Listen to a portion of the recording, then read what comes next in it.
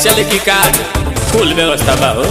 Parlour में जाइए duty बढ़ाइए लइकन से खर्चा हम करवाइए। बॉबी बनारस के पान भइलू, बॉबी बनारस के पान भइलू, कातना लइकन के जान भइलू, गोरी लागत कि अब के सियान भइलू। सच में तो गोरी लागत कि अब के सियान भइलू।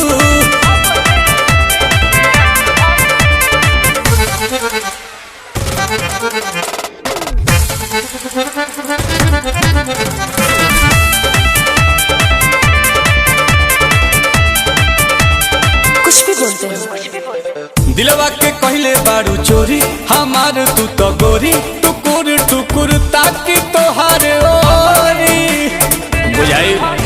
लेकोमी के लिपस्टिक लगाइले, लोटस के फेशियल कराइले।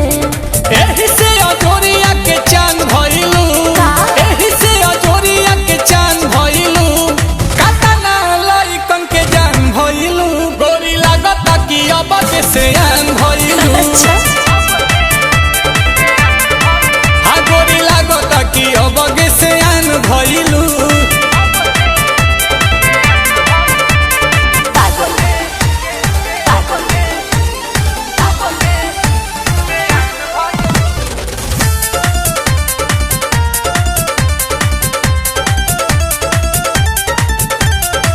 पहले बारांड बाड़ू गुची, करेलू बात ऊंची, बवाल बाटी मांड तहार बूची।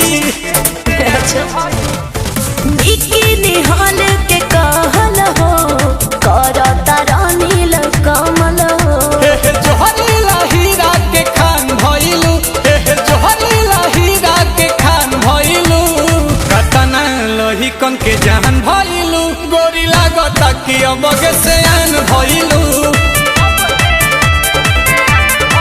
हो गोरी लागत कि अब के सियान भइलू।